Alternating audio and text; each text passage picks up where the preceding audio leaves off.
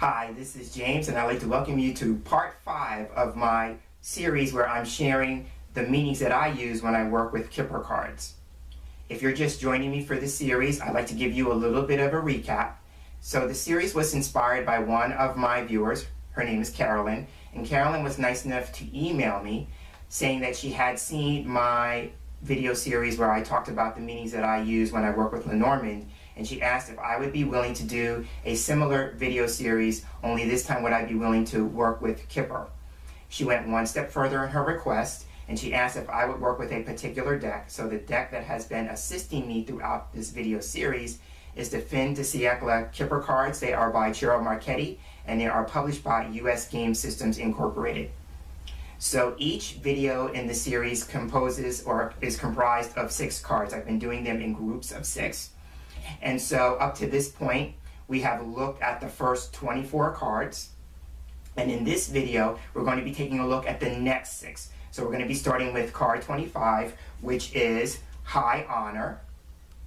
And we're going to continue throughout the deck up until card 30, which is Judication. So now that I've talked about the inspiration for the series, I've talked about the format, and I've talked about the deck that's assisting me throughout this video series, let's turn our attention to the first card in this video, which is going to be High Honor. And here we are with card 25 in the deck, and card 25 is High Honor. For me, this card chiefly can mean honor and recognition. And with that in mind, High Honor can represent a promotion, a raise, passing an exam, graduating with honors, an award, or some form of success. For me, High Honor is a card that can represent career advancement. And with that in mind, I sometimes compare this to Moon in Lenormand, if you're familiar with Lenormand. And for me, the Moon card in Lenormand can represent reputation.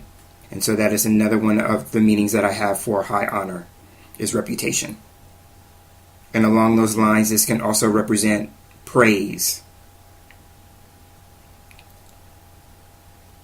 Now, playing on the idea of career advancement, High Honor typically can come up for me around issues or matters that are related to business.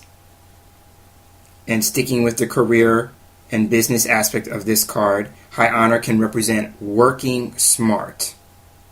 There's another card that we will talk about later on in this video series that can represent working with one's hands, but this one is working with your mind or working smart.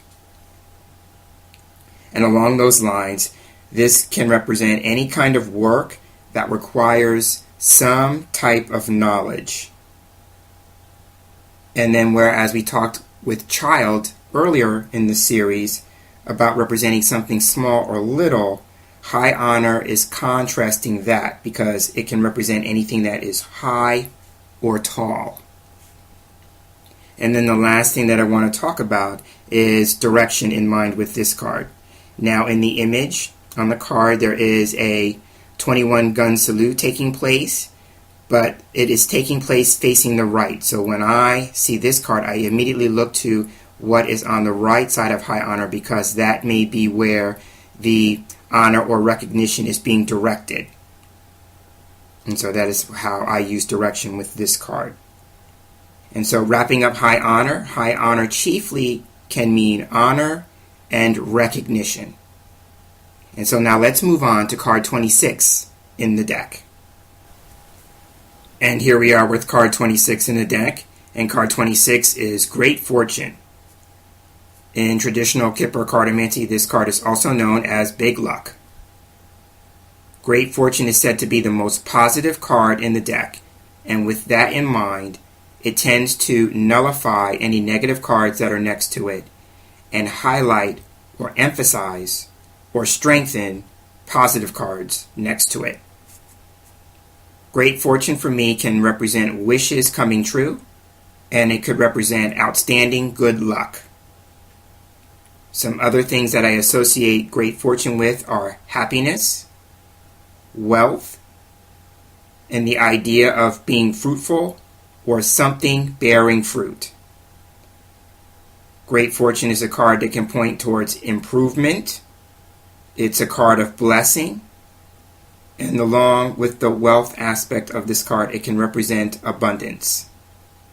Now, for me personally, great fortune can also represent new job or work-related opportunities. And then the last thing that I want to say about great fortune is that it is a timing card, and it can represent daylight hours or the season of summer.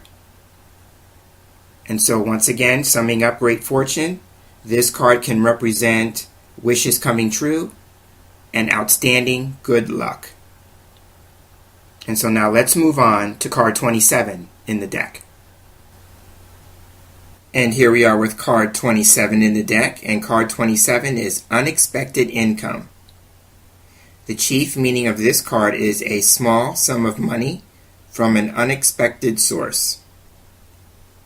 So some examples could be a surprise work bonus, a reduction in a bill, a cash refund, or some other type of profit.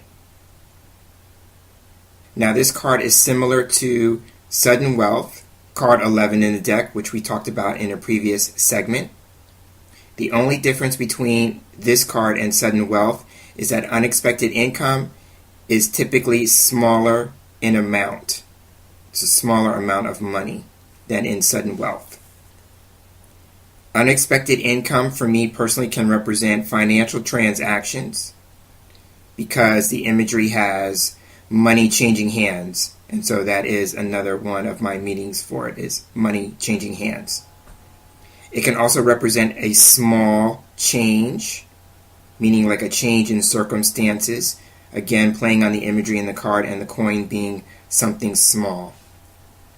Unexpected income from a general standpoint can represent everyday money activities. So some examples would be bills or household accounts.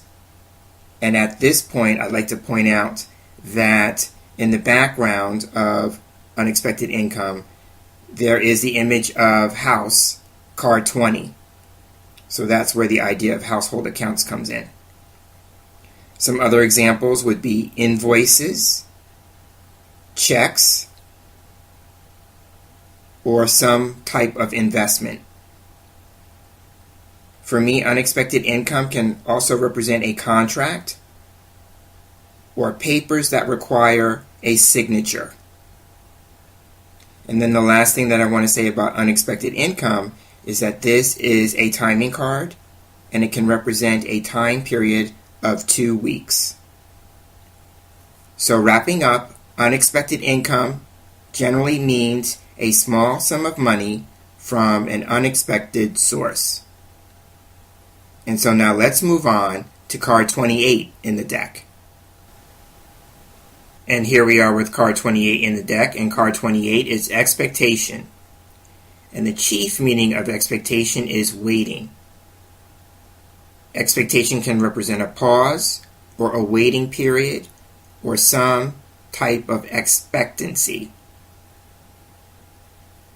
In the image on the card, there is a woman who is looking out of a window. And so playing on the image, expectation can also represent observation, reflection, contemplation, and outlook. Playing on the idea of waiting and expectancy, expectation can also represent anticipation and patience, or a need to be patient. And again, playing on the imagery in the card, because the woman is sitting at a window, expectation can represent non-action. In traditional Kipper cartomancy, expectation is also known as 3 months patience, which can imply a waiting period of 3 months. But typically, as a timing card, expectation can represent a time period of a few weeks to a couple of months. So the last thing that I want to talk about with expectation is that there is directionality in mind with this card. Because of the image with the woman looking out of a window facing to my left, I tend to look at cards on the left side of this card to indicate what the level of expectation is around, or the nature of what's arriving or coming up in the future, because she would be facing the card to the left. So for me, again, the card to the left could represent what the nature of the expectation is about or surrounds, or what is arriving in the near future, what's coming up. So summing up, expectation chiefly represents waiting and a state of expectancy. And so now let's move on to card 29 in the deck. And here we are with card 29 in the deck, and card 29 is imprisonment. In traditional Kipper cartomancy, this card is known as prison. And for me, my first association or meaning of this card is confinement. Imprisonment can represent some type of limitation or restriction and a sense of being trapped. So that could be trapped in different contexts. It could be physical entrapment, but it could also be being trapped in a relationship, that sense of feeling trapped. Imprisonment can literally represent jail or a prison.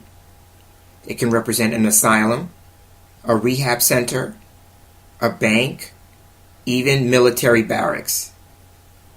Basically anywhere that has a sense of either being locked up or locked away. I also tend to think of imprisonment as isolation, and it can represent a block or a blockade. Now, I tend to think of prison much like Tower in Lenormand in this sense. Typically in more traditional imagery, this card usually is pictured as a tall building. So with that, imprisonment can represent a tall or large building, much like its counterpart in Lenormand Tower.